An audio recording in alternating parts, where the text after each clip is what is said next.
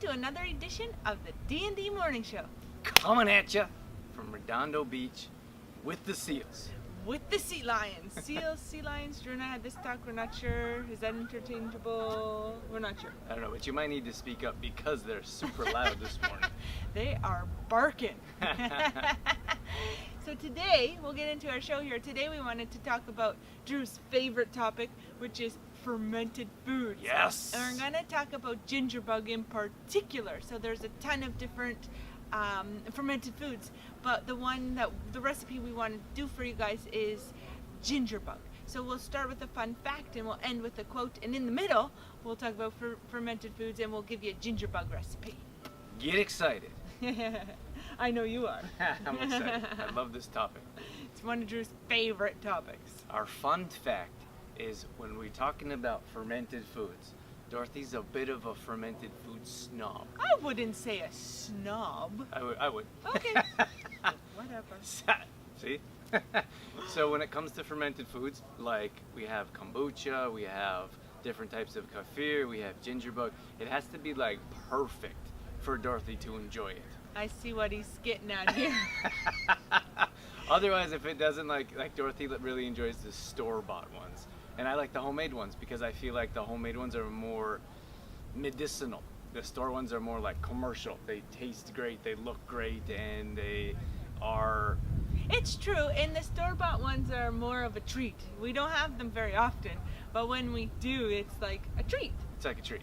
So sometimes when I make them, and the batches don't always turn out great, Dorothy like gets this look on her face, and like sometimes it's called the mother, but Dorothy calls them like little boogers or something. I call them the kombucha booger. So she's like, or thing. she'll like get one in her mouth and she'll like freak out. She'll be like, and I like fling it in the sink. I'm like, what are you doing? So they're slimy, like a big old booger. They're not that bad. And it's the mother. I think that that's the living bacteria that it helps improve our digestion. And there's a lot of people that don't really enjoy that, but I think if you could open your mind just a little bit, it's not that big a deal. I guess for me it is. All right, let's get into our main topic here. All right, we want to talk about fermented foods in general and why we should incorporate fermented foods into our daily habits. Go. Well, I mean, there's a lot of benefits from fermented foods. Like a lot of people deal with gas, bloating, indigestion. It's so common, like much more common than we think of. But I think sometimes we get so used to living with these I don't know if we call them conditions, but these things like gas and bloating and diarrhea and constipation, like all of these digestion issues. It just becomes a part of our life, and then we accept it to be there and accept it as our normal. But we don't have to. And Drew's going to get into why fermented foods will help improve these conditions or situations. Yeah, I mean, I think that's a good point. Like we don't have to accept that in our lives. We don't have to feel like we got some paddle boarders behind us. They're having a great time. We don't have to accept that in our lives, that these are the conditions that we have to deal with regularly. And when you said that people deal with it regularly, that's something like if you don't have consistent bowel movements, let's say, that's not really a dinner table topic. So it's not something that we bring up on a regular basis because it could be embarrassing. Right. So there's a lot more people deal with it than we think. But there are things we can do. There are things that we can do about it, like consume fermented foods on a regular basis. So fermented foods are actually living enzymes. They are parts of probiotics that help our bodies digest food. It helps it break down. It helps our bodies utilize. So if you start to implement fermented foods, for example, you might find you have more energy because our body takes so much time and energy and effort digesting and fermenting, or processing, I meant to say, processing these foods, especially when we put hard to digest foods in our body. So if you're having kombucha in the morning, for example, not only is it alkalizing, but it also improves your digestion. So that's going to help process your breakfast and get your body in a better state to have breakfast in the morning, just for an example. Yeah, so we consume our kombucha first thing in the morning before anything else within like 5-10 minutes of waking up so that our body can prepare itself for food and for digestion. It kind of wakes your body up, or your gut.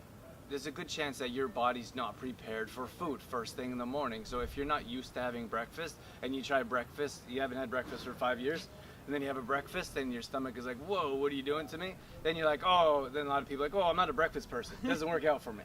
Well, of course it doesn't work out for you because you haven't done it consistently for years. So if you try breakfast and continue to do things like lemon water, for example, or like kombucha, or getting your body into a better state, your body into a better state of mind to process foods, that's going to start to eliminate indigestion. You're not going to have gas and bloating every time you have a meal, and it's going to change your whole world around food. Mm-hmm.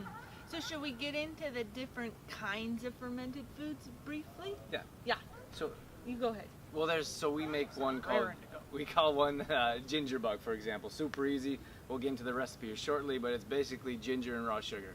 Then you have a SCOBY, for example. It's a little bit different, and it's actually living bacteria. It takes any shape that you put it in. So if you put it in a square jar, it's going to be square. If you put it in a round jar, it's going to be round.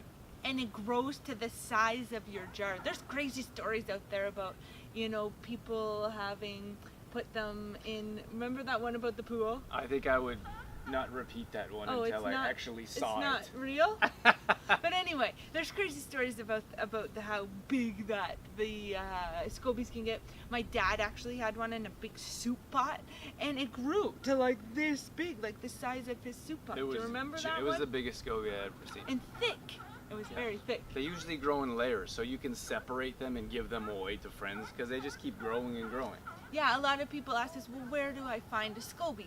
And the best answer is to find somebody who already has one so that you can share. And if you do have a SCOBY, just make sure that it'll grow and grow and grow. So ask around if people want SCOBY so that you can share the fermented food wealth.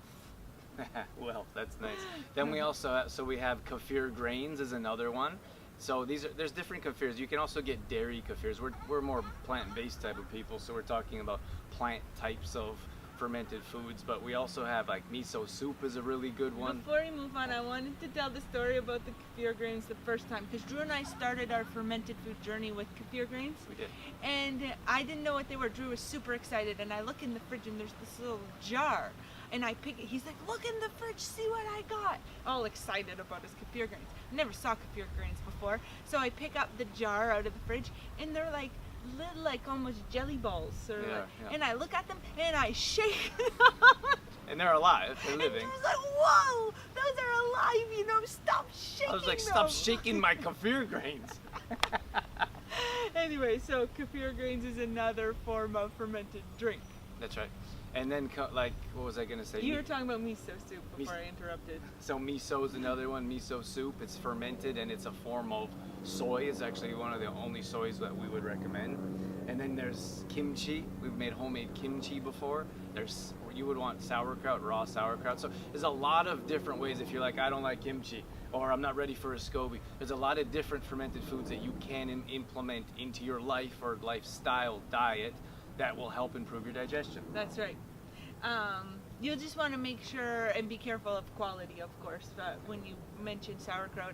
I don't know why I always think of like a big hot dog with the sauerkraut on it, or the big jars you see at like conventional grocery stores, like the big jars of sauerkraut. So just make sure, like Drew said, that you get a nice quality raw sauerkraut. It should sit in the fridge. Yeah. In particular. Yeah. Yeah. All right, so I think that's a good base for people to start off fermented foods in general. That's right. So we wanted to give you a simple recipe so that you could get started on fermented foods at home right away. So the simplest recipe, or the one that we like to introduce people into fermented foods, is our ginger bug. That's right. So how do we make ginger bug, Drew? Ginger bug is so easy. All you do is get some raw sugar. We recommend something like cane sugar, for example, or sorry, not cane sugar. Not cane sugar. I meant to say coconut sugar, maybe palm sugar, but I would stick to coconut sugar personally. Yeah. And it should be dark in color, so it should be like a brown. I'm not talking about brown sugar. No. I'm talking about raw sugar. So get yourself some raw sugar, then you can get some fresh ginger. All you do is chop up the fresh ginger, put in, let's say, 2 tablespoons of fresh ginger and 2 tablespoons of raw sugar, and you put that in a little mason jar. That's it. With filtered water. Did you say that? No. With filtered water. So use filtered water.